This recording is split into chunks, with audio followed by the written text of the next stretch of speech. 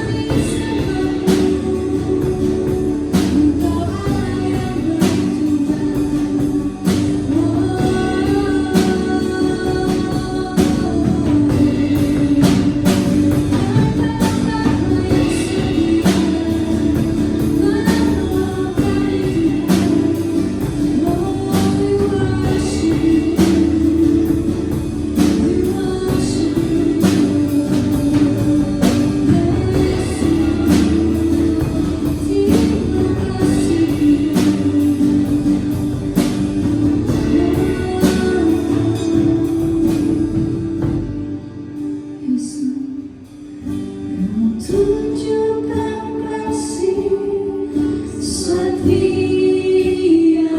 kau menyediakan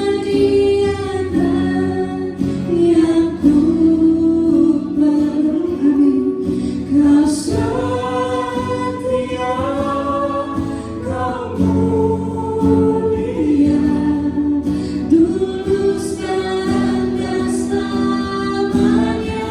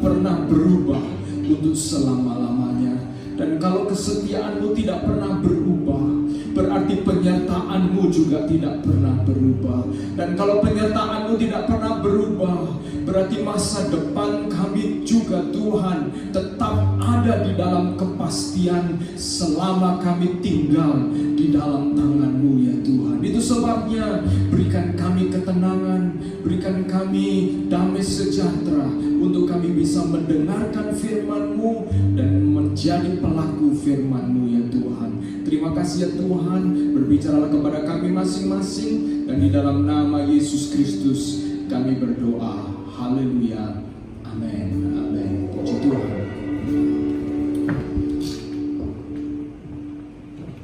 Haleluya. Puji Tuhan saudara-saudara. Kesempatan pada pagi hari ini, ya terima kasih. Saya senang bisa sekali lagi melayani bersama-sama dengan seluruh kru yang ada, dan kami bersyukur Tuhan tetap memberikan kami kekuatan, kesehatan. Puji Tuhan, para kru tetap semangat, puji Tuhan. Dan juga pagi hari ini saudara-saudara, tidak terasa kita sudah ya 1 bulan lebih kita sudah melakukan pelayanan online. Dan ini adalah sesuatu yang tidak pernah kita pikirkan sebelumnya. Tetapi saudara, kita percaya bahwa Allah kita adalah Allah yang selalu ada di tengah-tengah semua perubahan yang terjadi. Dan pagi hari ini saudara, kita masuk pada seri firman Tuhan yang berikutnya, di mana kita terus berbicara di dalam bulan Mei ini tentang bagaimana kita bisa menjadi influencer. Be influencer, yaitu menjadi orang-orang yang berpengaruh saudara. Dan kita masuk pada seri yang ketiga, yaitu your circle. Your circle, lingkaran Anda, lingkaran kita. Apa yang dimaksud dengan lingkaran kita saudara? Nah saudara, saya mau mengawali dengan satu statement dari seorang yang dulunya dia adalah seorang yang membenci orang Kristen luar biasa.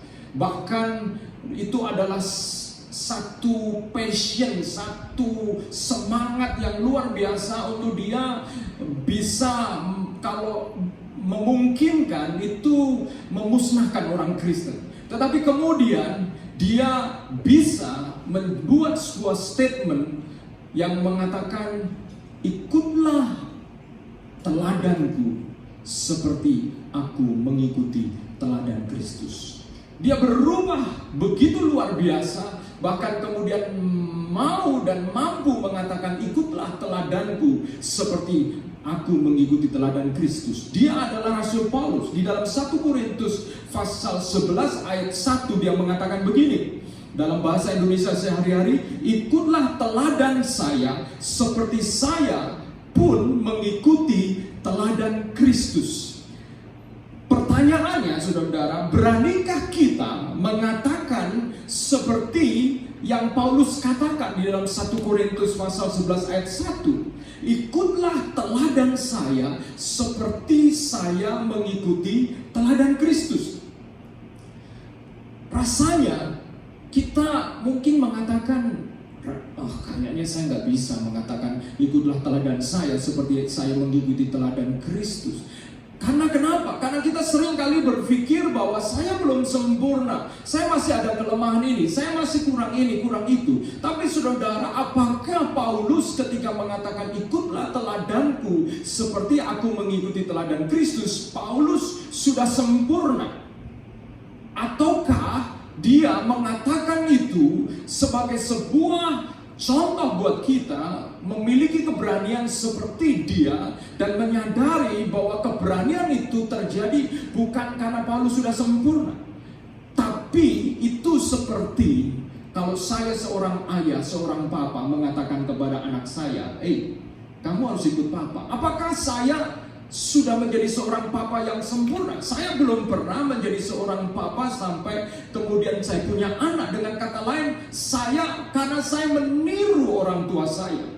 Jadi saudara, ini bukan berbicara tentang menjadi sempurna terlebih dahulu, tetapi menjadi orang yang rela, orang yang bersedia untuk menjadi panutan buat orang lain. Dan itu berarti justru pernyataan Paulus adalah pernyataan kerelaan untuk disempurnakan. Jadi saya menantang saudara-saudara, engkau sebagai orang percaya, sebagai orang Kristen, untuk mengatakan ikutlah teladanku seperti aku mengikuti teladan Kristus, supaya engkau dan saya justru semakin bertanggung jawab, semakin sadar bahwa hidup kita adalah hidup yang memang harus berpengaruh dan semakin disempurnakan. Saudara-saudara, saya ingat pada waktu saya kecil, saya tinggal di sebuah desa waktu itu, dan di samping rumah kami ada satu kolam yang cukup besar. Kolam itu, di kolam itu saya sering bermain-main dengan kadang-kadang melemparkan batu.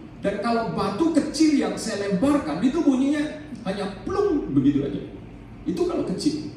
Dan muncul riak-riak dari batu itu, tetapi riaknya biasanya kecil dan tidak sampai ke pinggir. Lalu kemudian saya kalau lempar batu yang lebih besar lagi, bunyinya bukan plung, bunyinya blung. Dan ketika itu terjadi, riaknya jauh lebih besar. Demikian juga saya dan saudara, kita ini di dalam dunia bagaikan batu-batu seperti itu, yang pengaruh kita itu adalah riak kita. Apabila kita telah dikirim, diutus oleh Tuhan di tengah dunia ini, pertanyaannya, apakah engkau itu seperti batu kecil atau seperti batu besar? Atau engkau bisa batu besar, batu kecil, tetapi engkau tidak pernah mau dilemparkan ke kolam ke dunia ini? Engkau hanya mau tinggal aman saja dan tidak mau pusing dengan orang lain. Saudara-saudara, saya dan kita semua itu dipanggil untuk mempengaruhi dunia ini, untuk membuat riak-riak di dalam dunia ini seperti batu itu, saudara-saudara. Dan pagi hari ini berbicara tentang your circle, lingkaran pengaruh kita. Pertanyaannya, di lingkaran pengaruh kita, apakah kita bisa dan berani mengatakan begini, ikutlah teladanku seperti aku mengikuti teladan Kristus. Karena saya yakin, begitu kita memiliki keberanian seperti itu, disitulah kita seperti batu yang mulai dilemparkan di tengah-tengah dunia ini. Kita mulai menjadi orang percaya, orang Kristen yang benar-benar bertanggung jawab. Mari saya mengajak kita merenungkan satu teladan yang saya pikir itu seperti batu besar yang dilemparkan di tengah-tengah kolam dunia yang luar biasa.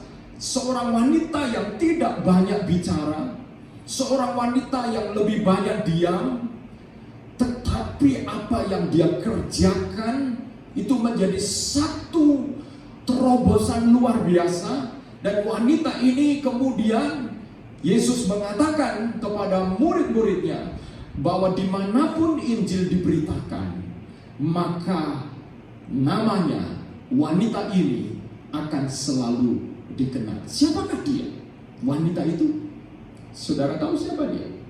Saudara, mari kita baca bersama-sama di dalam Markus 14 ayat 3 sampai 9. Markus 14 ayat 3 sampai 9. Demikian bunyi firman Tuhan. Ketika Yesus berada di Betania, di rumah Simon si kusta, dan sedang duduk makan, datanglah seorang perempuan membawa suatu buli-buli pualam berisi minyak narwastu murni yang mahal harganya. Setelah dipecahkan leher buli-buli itu, dicurahkannya minyak itu ke atas kepala Yesus. Ada orang yang menjadi gusar dan berkata seorang kepada yang lain, bayangkan, ada seorang wanita yang sedang mengurapi Yesus dengan minyak narwastu yang murni, yang harganya mahal. Lalu murid-murid, salah satu murid mulai kasak kusuk, mulai ngomong apa? Dia ngomong begini, untuk apa pemborosan minyak narwastu ini? Sebab minyak ini dapat dijual 300 dinar lebih dan uangnya dapat diberikan kepada orang-orang miskin. Tetapi Yesus berkata, biarkanlah dia. Mengapa kamu menyusahkan dia? Ia telah melakukan suatu perbuatan yang baik padaku.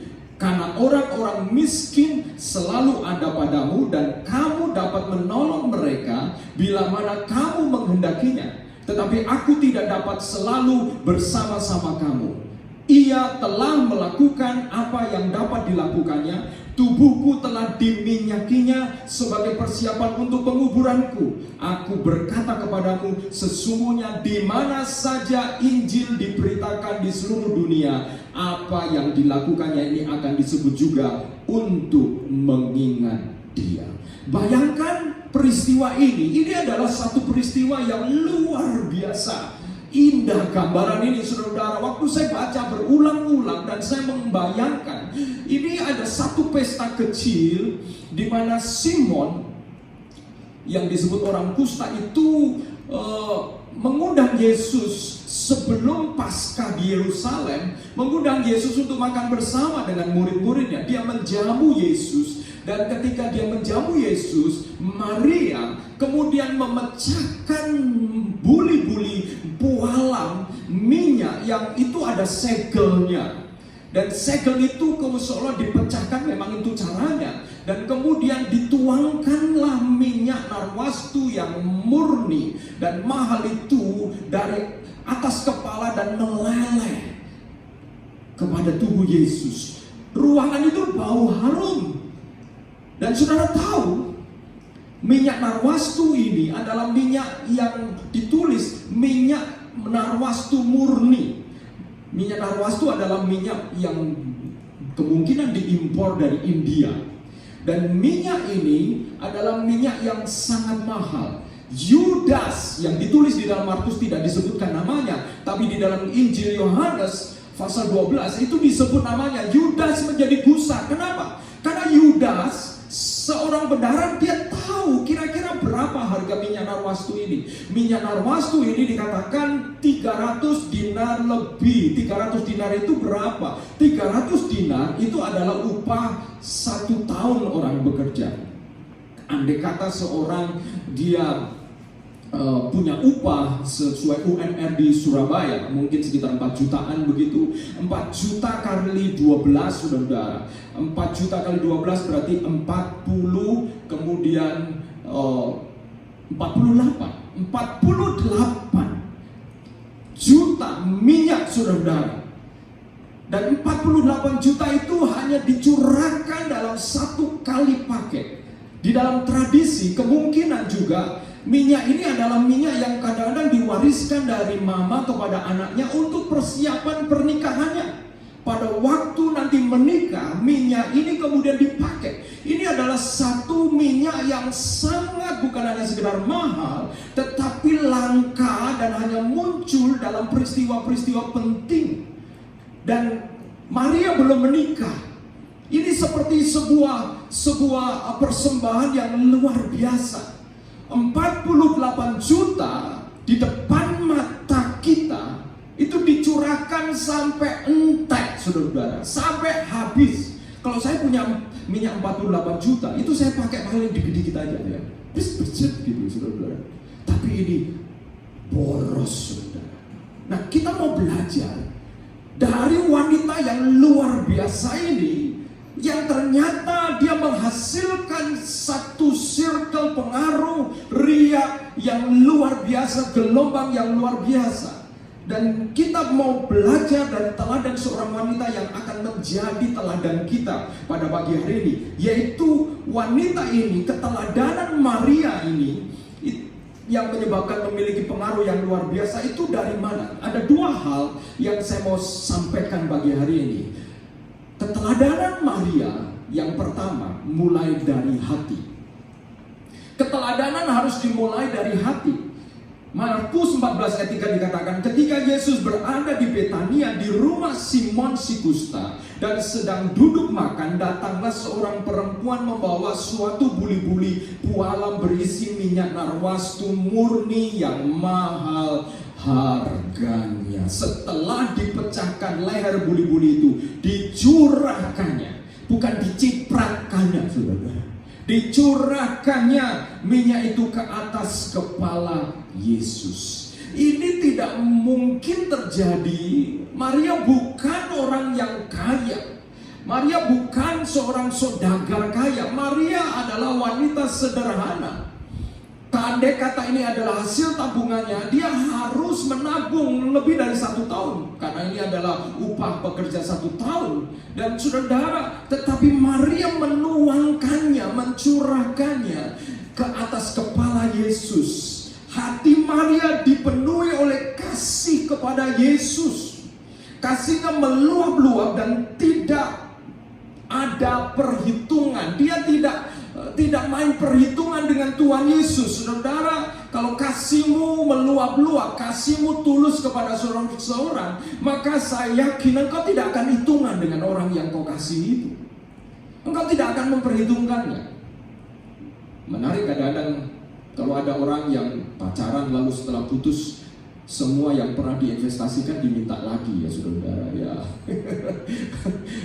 Menyedihkan mungkin karena sakit hati, tetapi saudara, kalau seorang mengasihi dengan tulus sungguh-sungguh, dia tidak berharap, karena mengasihi saja itu adalah sebuah kebanggaan, sebuah kebahagiaan. Dan ini yang terjadi kepada Maria. Hati Maria yang tulus mengasihi Yesus menempatkan Yesus pada harga yang tertinggi. Kalau seseorang mulai dari hati, maka dia akan menempatkan Yesus pada nilai yang tertinggi. Dia menghormati Yesus dengan minyak seharga 1 tahun gaji, 300 dinar atau 300 uang perak lebih. Dan bukan hanya itu, nampaknya tidak cukup dengan nilai minyak narwastu yang murni itu. Di dalam Yohanes pasal 12 dikatakan, lalu Maria menyeka kaki Yesus dengan rambutnya. Seolah-olah Maria ingin mengatakan, ini gak cukup untuk Yesus. Karena Maria tahu Yesus akan mati. Yesus akan dikorbankan. Dia ingin memberikan penghormatan yang terakhir. Saudara, kalau engkau diberikan kesempatan untuk menemani orang tuamu pada detik-detik terakhir mungkin ya, atau orang yang kau kasihi, pasti engkau akan menunjukkan penghargaan yang tertinggi untuk menunjukkan kasihmu kepada dia. Dan Maria mengerti. Kenapa? Karena Yesus sudah pernah menyinggung ini, mengajarkan ini. Dan Maria yang duduk di bawah kaki Yesus mencermati, saudara. Saudara, kalau engkau mulai dari hati, maka engkau akan peka dengan firman Tuhan. Kalau engkau mulai dari hati, maka engkau tidak akan melihat hal-hal yang lain yang tidak terlalu penting, karena engkau akan menangkap apa pesan Tuhan bagimu secara pribadi. Kalau engkau mulai dari hati ketika engkau mendengarkan secara online, kalau engkau mulai dari hati, engkau tidak terlalu memperhatikan atau pusing, suaranya kok begini ya. Saudara, akan selalu ada kekurangan, saudara. Mungkin kenapa WA-nya begini, mungkin kenapa musiknya begini, mungkin kenapa pengkhotbahnya begitu. Tapi kalau engkau mulai dari hati, maka engkau akan fokus seperti Maria dan menangkap pesan Yesus bahwa Yesus tidak akan lama lagi, saudara. Jangan sia-siakan waktumu dengan engkau memperhatikan noise dan melupakan voice, suara Tuhan. Di tengah-tengah pandemi COVID-19 ini, ketika kita kemudian tidak bisa keluar sebebas dulu, saudara. Awal-awal kita mulai mengalami kesulitan untuk melakukan adaptasi. Tapi makin lama manusia itu bisa adaptasi. Kita mungkin bisa jadi masuk di dalam zona nyaman. Dan kemudian kita justru seolah merasa kekurangan waktu untuk bersenang-senang. Padahal kita sudah cukup waktu bersenang-senang. Kita terlalu mendengarkan noise yang ada di dalam diri kita. Dan kita tidak mendengarkan the voice, suara Tuhan. Karena kalau engkau mulai dari hatimu, engkau mengasihi Yesus, mengasihi Tuhan, maka engkau akan bertanya, Tuhan, di tengah-tengah waktu yang serba terbatas seperti ini, apa kehendak-Mu bagiku? Maria menyadari, kalau di dalam Injil Yohanes dikatakan bahwa mereka kurang 6 hari lagi menjelang Paskah. Waktu Maria tidak banyak, saudara. Maria menyadari bahwa dia tidak punya cukup banyak waktu untuk menikmati fellowship bersama dengan Yesus. Dan tidak ada ekspresi yang dia bisa ekspresikan selain minyak simpanannya. Karena sesudah itu Maria, berdasarkan apa yang diajarkan Yesus, Maria menangkap bahwa Yesus tidak akan lama lagi. Saudara, kalau engkau mulai dari hati, maka engkau akan menyadari bahwa mengasihi Yesus adalah sesuatu yang amazing, luar biasa. Mengasihi Yesus, saudara, engkau akan menyadari bahwa apa yang kita berikan, persembahkan, akan selalu terasa kurang. Karena apa? Karena hati kita menyadari bahwa waktu kita tidak akan lama, saudara. Waktu kita bisa kapan saja, saudara. Selama saudara dan saya diberi kesempatan waktu untuk mengasihi Yesus, kasihilah dia dengan sungguh-sungguh, dengan minyak narwastumu yang murni. Jangan yang bercampur dengan motivasi-motivasi. Jangan yang bercampur dengan banyak hal yang sebenarnya seolah-olah itu indah. Seperti hati yang berikutnya yang saya mau bahas, saudara. Hendaklah kita mengasihi Tuhan dengan kasih yang murni, tanpa pamrih. Sebab Yesus mengasihi saya dan saudara tanpa pamrih. Maria fokus mempersiapkan kematian Yesus, memuliakan Yesus sebelum Yesus mati dengan mengurapinya. Sebaliknya ada contoh di dalam kasus kisah Markus ini, yaitu hati yang lain, yang berbeda, yaitu hati Yudas, saudara-saudara. Markus 14 ayat 4 mengatakan begini dan 5. Ada seorang yang menjadi gusar dan berkata seorang kepada yang lain, untuk apa pemborosan minyak narwastu ini? Disebutkan ini di dalam kitab Yohanes pasal 12 ayat 4 dan 5. Itu adalah Yudas. Markus masih sopan dengan ngomong itu, tidak disebutkan siapa namanya. Tapi Yohanes, murid terdekat Yesus, mungkin waktu menuliskan dia agak geram. Dia perlu tuliskan itu Yudas, saudara-saudara. Yudas yang selalu bersama dengan Yesus menyampaikan satu statement yang seolah-olah ini sebuah statement yang baik. Wanita, kenapa kamu memboroskan? Untuk apa pemborosan minyak narwastu ini? Sebab minyak ini dapat dijual 300 dinar lebih dan uangnya dapat diberikan kepada orang-orang miskin. Seolah-olah Yudas ini punya hati misi, saudara-saudara. Dia ingat orang miskin, saudara-saudara.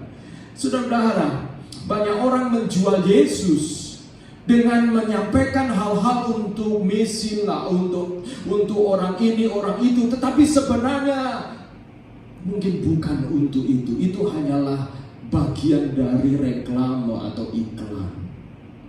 Yudas, mari kita ngecek, melihat hati kita masing-masing. Yudas ngomong sesuatu bahwa ini untuk orang miskin, kalau dijual, berapa orang miskin akan diberi makan, berapa orang miskin akan mendapat bantuan BLT, bantuan langsung tunai, saudara-saudara. Karena ini gaji 1 tahun, saudara-saudara, gaji 1 tahun.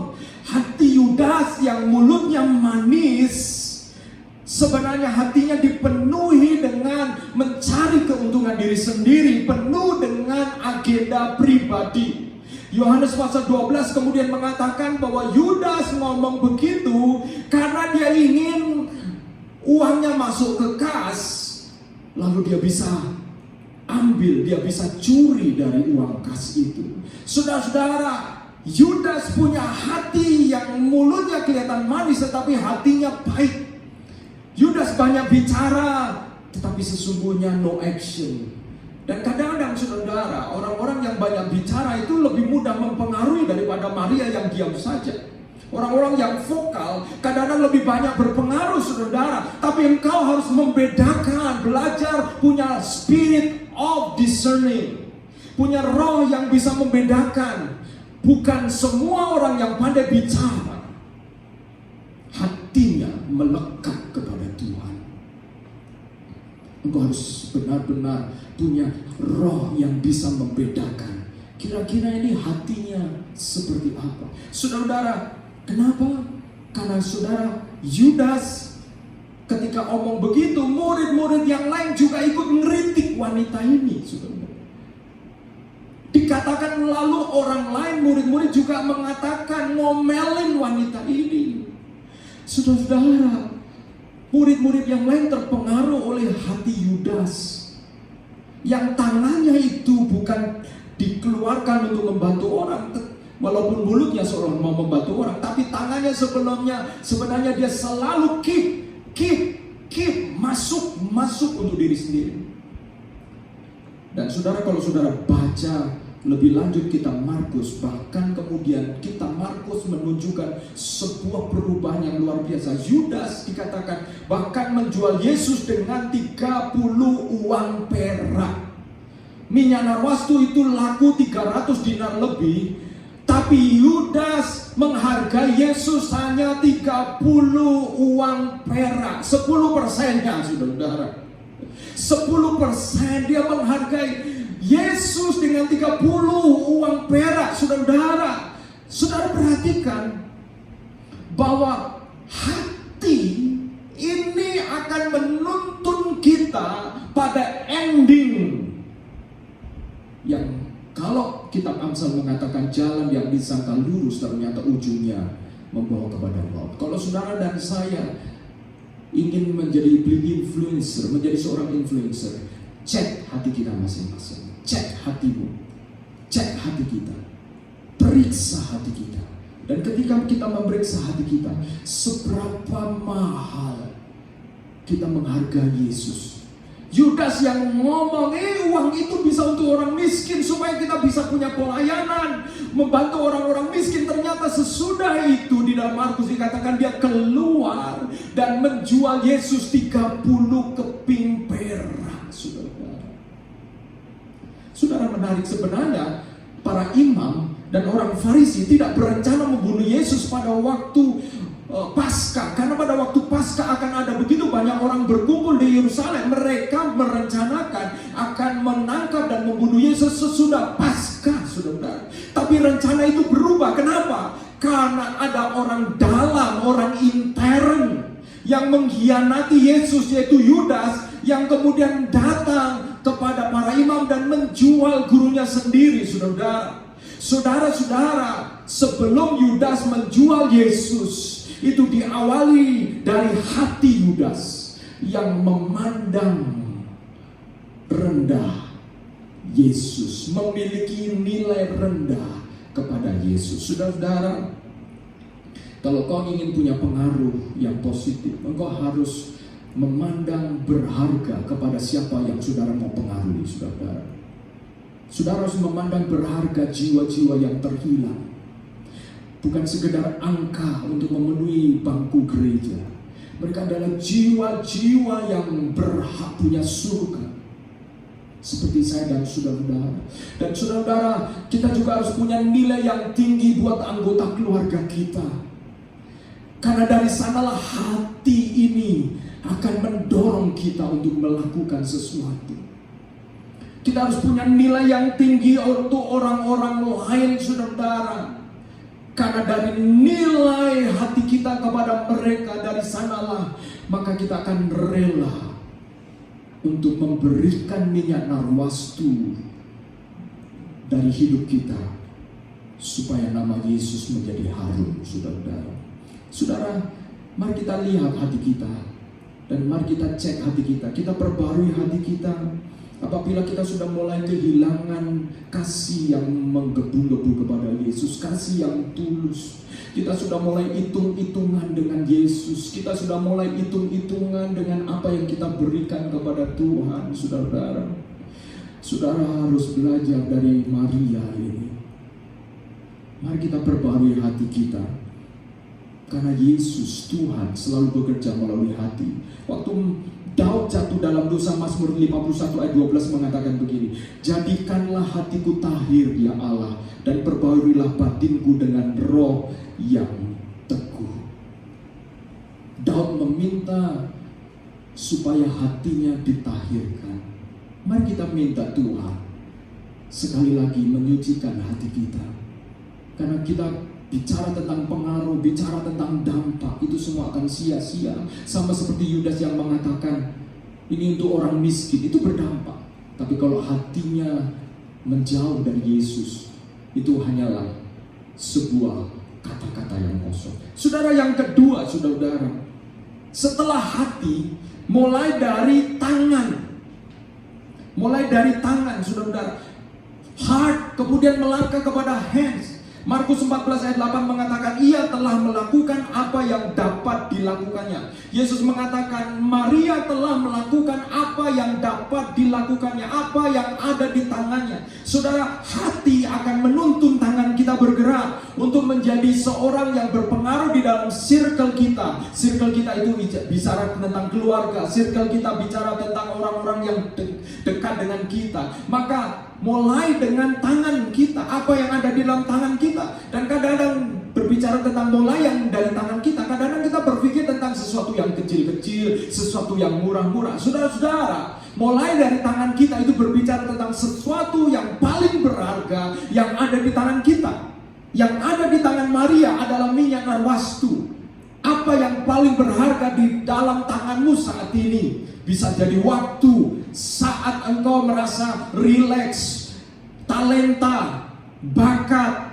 Ada sesuatu yang paling berharga di dalam tanganmu yang mungkin itu bernilai. Pada waktu musim sebelum pandemik itu bernilai jutaan. Pemikiranmu, karya-karyamu, tetapi dalam keadaan pandemik ini seolah sulit punya nilai, dan engkau tidak mau mempersembahkannya kembali kepada Tuhan. Saudara, apa yang ada di dalam tanganmu? jadikan itu seperti minyak narwastu yang mahal yang kau curahkan kepada Yesus. Seperti tongkat Musa. Kadang-kadang kita berpikir hanya tongkat. Saudara-saudara, tongkat ini mahal, saudara-saudara. Kenapa? Karena Musa seorang gembala. Tongkat itu bicara untuk seorang gembala. Tongkat itu bicara yang pertama, influence. Karena domba-domba akan mengenali tongkat gembalanya, memiliki pengaruh karena tongkat itu. Tongkat juga bicara tentang apa? Tentang income. Karena tongkat itu simbol dari penghasilan Musa. Dan Tuhan bertanya kepada Musa, apa yang di tanganmu? Your influence, your income. Yang ketiga, identity. Yang ketiga adalah identitas Musa. Karena dari tongkatlah Musa dikenali sebagai seorang gembala, saudara-saudara. Saudara-saudara, apa yang ada di tanganmu itu bisa bicara tentang pengaruh, bisa bicara tentang income, bisa bicara tentang identitas kita. Tapi saudara, di sanalah Tuhan bertanya kepada kita, apa yang ada di tanganmu? Hati akan menuntun tangan kita untuk menggunakan apa yang di tangan kita. Dan melalui tongkat Musa, laut terbelah menjadi dua. Melalui tongkat Musa, umat Israel yang hampir mati karena kehausan dilegakan karena air yang keluar dari batu. Melalui tongkat Musa, maka kemudian Musa memimpin bangsa Israel. Saudara-saudara, jangan meremehkan apa yang kau bisa berikan kepada Tuhan. Ini apa? Ini akan bisa memberikan apa? Saudara-saudara, Tuhan bisa pakai itu sesuai dengan kebesaran Tuhan. Saudara-saudara, apa yang ada di tangan kita hari-hari ini? Saudara punya sosmed, saudara punya apa saja yang di tangan kita. Persembahkan itu kepada Tuhan. Untuk itu menjadi pengaruh di your circle, di dalam circle kita. Ada berapa follower Instagram, saudara-saudara? Ada berapa friends Facebook, saudara-saudara? Itu adalah your circle. Dan saudara-saudara, mari kita mulai menjadi influencer dari apa yang ada di tangan kita. Sebagai garam dunia, jadilah orang Kristen yang akan membuat orang lain menjadi haus akan air hidup. Garam itu membuat orang haus loh. Coba kalau nggak percaya minum air laut, kamu akan merasa haus lagi. Orang Kristen harus membuat orang lain haus akan air hidup. Dan demikian juga hidup kita itu dapat memancarkan cahaya atau sebaliknya mendatangkan kegelapan. Kenapa?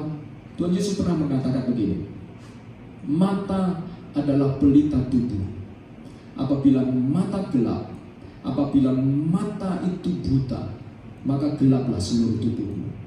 Saudara dan saya adalah pelita bagi dunia ini. Apabila kita gelap, dunia di sekitar kita juga menjadi gelap. Tapi apabila kita menjadi terang, dunia di sekitar kita akan menjadi terang. Amin, saudara. Tuhan memberkati kita semuanya. Mari kita datang kepada Tuhan.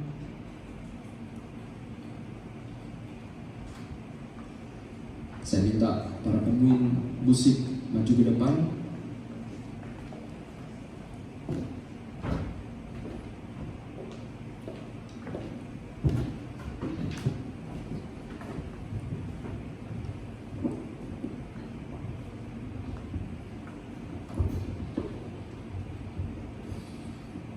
Haleluya. Saya mengajak kita menyanyikan satu pujian. Dengan sayapmu, firman-Mu berkata, kau besertaku. Maka kuatlah roh dan jiwaku. Kalau hati kita dipenuhi oleh kasih Tuhan, maka tangan kita akan menuntun kita untuk setiap hari tidak akan melewatkan tanpa firman-Nya. Kita akan berdoa, merenungkan firman dan bertanya, mendengar voice, mendengar suara Tuhan untuk apa yang harus kita kerjakan. Nyanyikan pujian ini sebagai kerinduan kita supaya kita kemudian naik terbang tinggi di tengah-tengah badai hidup ini. Haleluya, haleluya. Amin, haleluya. Firman-Mu berkata Kau besertaku, maka kuat roh dan jiwaku. Tangan-Mu Tuhan selalu ku nantikan, di setiap langkah ku percaya.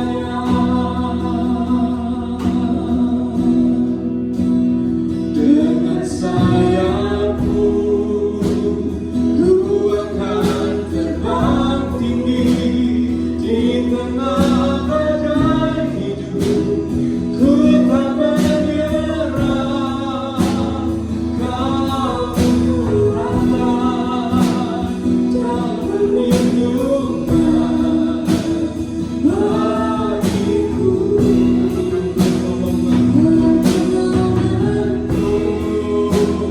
Di tempat tinggi ku mengangkat tanganku, aku berserah. Kau nantikan, Kau yang ku sembah, Yesusku, Rajaku. Saudara, dimanapun engkau berada pagi hari ini, mari periksa hatimu, motivasi, periksa hatimu, seberapa engkau memberi nilai kepada Yesus, seberapa mahal engkau memberi penilaian kepada Yesus. Apakah engkau telah memberikan nilai yang tertinggi? Apakah engkau mudah kesal, engkau mudah menggerutu ketika engkau melakukan sesuatu untuk Yesus? Jadilah seperti Maria. Karena ketika Maria bahkan dikritik, Maria hanya terdiam. Dia hanya fokus melayani Yesus, dan dia hanya memperhatikan Yesus. Demikian juga kita, periksa hati kita. Dan ketika kita memeriksa hati kita, apa yang ada di dalam tanganmu, apa yang berharga di dalam tanganmu, jadikan itu menjadi berkat Tuhan, untuk menjadi pengaruh di circle kita, di lingkaran pengaruh kita. Saudara, ketika saya berdoa menyebut satu persatu nama-nama jemaat, dan ketika saya menyebutkan itu, saudara, ada sesuatu yang khusus ketika saya membawa nama itu di hadapan Yesus, saudara. Karena saya percaya Yesus tahu apa yang sedang dihadapi oleh setiap jemaat Tuhan. Dan waktu-waktu khusus ketika engkau mendoakan your circle, lingkaranmu, hatimu akan dipenuhi oleh kasih Tuhan. Dan apa yang ada di dalam tanganmu, engkau akan punya perspektif baru. Oh, ini bisa untuk orang itu. Oh, ini bisa saya lakukan untuk dia. Oh, saya merasa bahwa dia perlu ini. Saudara, engkau akan menjadi Maria yang akan melihat Yesus di mana-mana. Maria melihat Yesus yang ada di depan dan tidak cukup waktu sehingga dia memberikan minyak narwastunya. Demikian juga ketika engkau datang kepada Tuhan, engkau akan melihat di balik orang-orang yang kesusahan, di balik orang-orang your circle, di balik tawa mereka, engkau akan melihat Yesus di balik itu. Dan engkau akan menemukan mungkin Yesus yang sedang telanjang, mungkin Yesus yang sedang kehausan, mungkin Yesus yang sedang merasa seolah-olah tertolak, mungkin Yesus Yesus yang membutuhkan uluran kasih-Mu, dan Engkau mulai memberikan sesuatu yang paling berharga di tangan-Mu. Pagi hari ini mari kita datang kepada Tuhan dan kita berdoa bersama-sama saudara. Kita minta Tuhan memperbarui hati kita. Haleluya, haleluya. Bapa di dalam surga, kami datang kepadamu Tuhan. Kami minta supaya Tuhan memperbaharui hati kami ya Tuhan. Tuhan, Engkau menolong hati kami ya Tuhan. Engkau cek hati kami, Roh Kudus, Engkau periksa hati kami. Mungkin kami telah belajar berkata-kata manis Tuhan. Kami bisa berkata-kata yang manis, tetapi Tuhan, Engkau lihat hati kami Tuhan. Apabila ada perkara-perkara yang Tuhan perlu bereskan Tuhan, ampuni kami Tuhan. Kami mau mengasihi Yesus lebih lagi. Kami mau belajar mengasihi Yesus dengan tulus. Kami mau belajar memberi kepada Yesus yang telah terlebih dahulu memberi kepada kami. Tuhan, kami mau mencurahkan minyak narwastu yang murni, bukan minyak narwastu yang bercampur ya Tuhan. Bercampur dengan motivasi kami, bercampur dengan pamrih kami Tuhan. Tuhan, kami mau memberikan yang murni kepada Engkau ya Tuhan. Dan berkati apa yang ada di dalam tangan kami. Berkati jemaat-Mu, apa yang ada di dalam tangan mereka ya Tuhan. Ketika mereka melakukan yang terbaik dengan apa yang di tangan mereka untuk kemuliaan-Mu, Engkau berkati Tuhan. Engkau berkati Tuhan. Dan apa yang kami harus kerjakan Tuhan, Engkau nyatakan suara-Mu kepada setiap kami masing-masing. Ajar kami untuk duduk diam di bawah kaki Yesus seperti Maria, sehingga kami bisa mengambil bagian yang terbaik dari kehendak Tuhan bagi setiap kami. Terima kasih Tuhan, Engkau hiburkan kami, Engkau kuatkan kami, Engkau membuat kami bergairah untuk Tuhan, Engkau membuat kami untuk meluap-luap kasih kami ya Tuhan, sampai Engkau mengatakan bahwa apa yang kami kerjakan dimanapun Injil diberitakan itu akan menjadi berkat. Nama kami akan menjadi satu nama yang membuat orang melihat Yesus, melihat Injil Yesus. Terima kasih Tuhan. Dalam nama Yesus kami bersyukur dan berdoa. Amin. Puji Tuhan saudara. Sekali lagi kami bersyukur, kita semua bersyukur karena kita bisa melewati minggu demi minggu, hari demi hari. Dan kita bersyukur kiranya Tuhan juga terus membuka peluang-peluang baru. Ada seorang hamba Tuhan yang mengatakan begini saudara, di era yang sekarang ini, di 21st century ini, satu aset yang akan membuat kita tetap survive adalah kemampuan beradaptasi, kemampuan untuk bergerak dan beradaptasi. Jadi saudara, kemungkinan di waktu-waktu yang akan datang gereja Tuhan akan diminta beradaptasi. Jadi saudara, dalam konteks adaptasi ini saudara, saya mengajak kita untuk terus berlatih. Hari Selasa akan ada Moment of Restoration, di mana kita akan di training Tuhan untuk kita berdoa secara online. Kita terhubung secara online. Dan saudara, mari kita akan penuhi hati kita dengan hati yang tulus mengasihi Yesus, saudara. Dan kita mau rindu bersama-sama dengan saudara-saudara seiman untuk kita berdoa bersama-sama, mendoakan, meminta saudara-saudara. Ada beberapa pokok doa selain untuk pandemik COVID-19 ini. Kita juga mau berdoa untuk apa yang diperlukan oleh gereja Tuhan. Saya melihat keperluan yang akan datang. Kita membutuhkan satu pelayanan online yang lebih solid lagi, saudara. Kita berdoa untuk para volunteer. Kita berdoa untuk para tenaga yang dibutuhkan, resources yang dibutuhkan. Dan kami membutuhkan orang-orang untuk bersama-sama berdoa, saudara. Saya mengundang kita semua nanti hadir di dalam line group untuk kita berdoa bersama-sama hari Selasa. Yang berikutnya hari Kamis, saudara, kita akan berkomunitas bersama-sama. Saya mengundang semua untuk bisa mengambil waktu, mengkhususkan waktu untuk berkomunitas bersama-sama. Apa yang kau investasikan di dalam Tuhan tidak akan pernah sia-sia. Engkau tidak akan pernah menyesal itu. Karena Tuhan bukan pribadi yang suka berhutang. Dia akan memberikan apa yang menjadi bagian dari kita. Jadi saudara, ambil waktu untuk berkomunitas. untuk berbagi, untuk sharing saudara-saudara. Dan itu juga akan dilakukan secara online di hari Kamis di KTB Barat 1, Barat 2, Barat 3, dan KTB Timur. Jadi berikan waktu untuk itu. Dan demikian juga buat saudara yang sudah memberikan persembahan persepuluhan secara online juga. Tuhan memberkati saudara. Saya sangat percaya di dalam berkat memberi. Kita memberi bukan untuk diberi. Kita memberi karena kita sudah menerima. Kita memberi karena kita sudah menerima kasih karunia Tuhan, menerima penyertaan Tuhan, menerima berkat Tuhan. Berilah dengan sukacita, bukan memberi seperti orang yang bayar hutang, saudara. Berilah seperti Maria memberi. Dan saya berdoa, kita semua berdoa, kiranya Tuhan membuka pintu-pintu buat saudara. Dan itu sebabnya buat saudara yang ingin memberikan persembahan dan persepuluhan, berikan dan transfer di rekening yang ada di bawah ini, saudara. Dan Tuhan memberkati kita semuanya.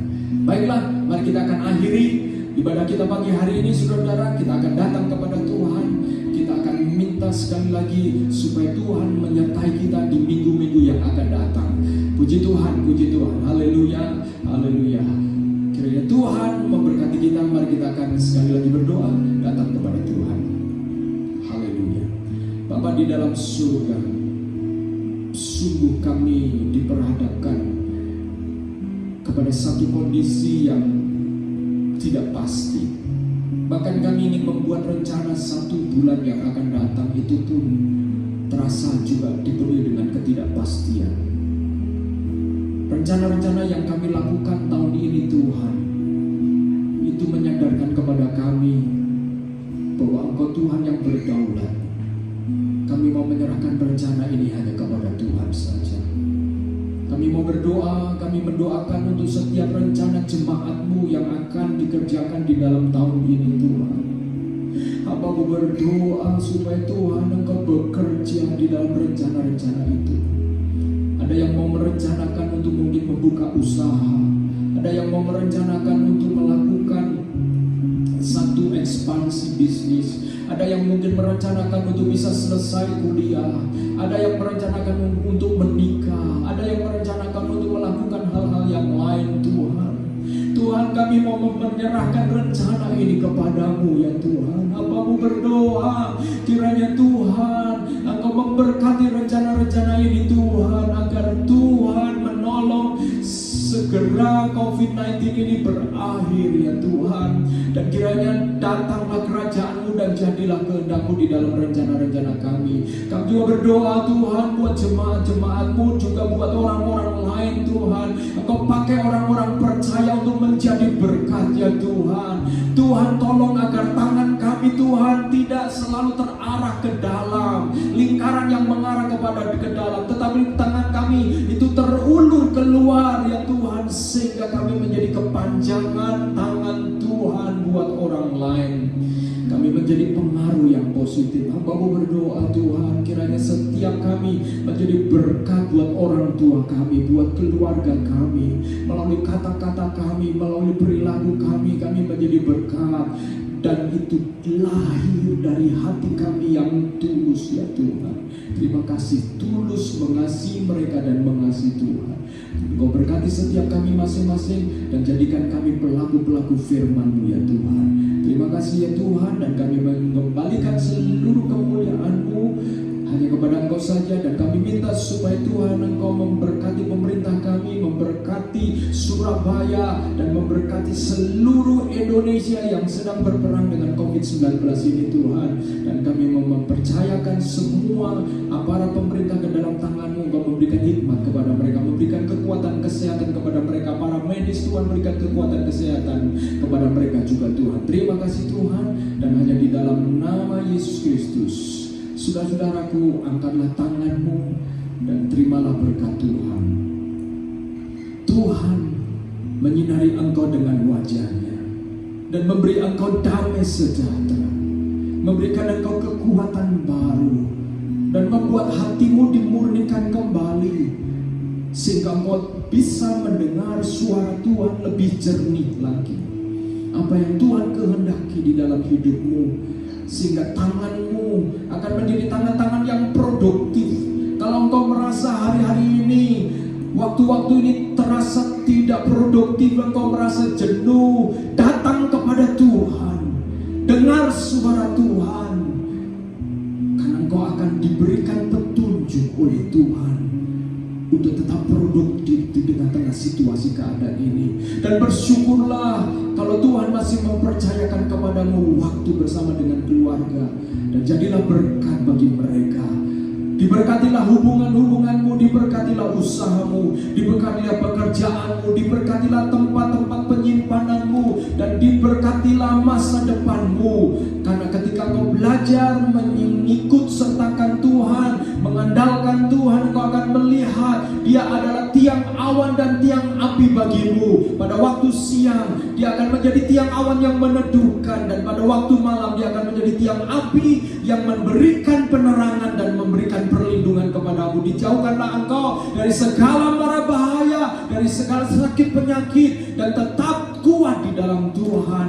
Dan kiranya damai sejahtera Allah Bapa serta kasih sayang Tuhan Yesus Kristus dan penghiburan oleh karena Roh Kudus menyertai saudara dan saya untuk tetap antusias menjadi pelaku-pelaku firman sampai COVID-19 berakhir dan Tuhan Yesus Kristus datang kali yang kedua. Kita semua tetap setia dan semakin setia, karena Tuhan menyertai semua yang percaya kepadanya. Haleluya, amin. Tuhan memberkati saudara. Puji Tuhan, happy Sunday, dan kiranya Tuhan memberkati semua saudara. Haleluya, amin.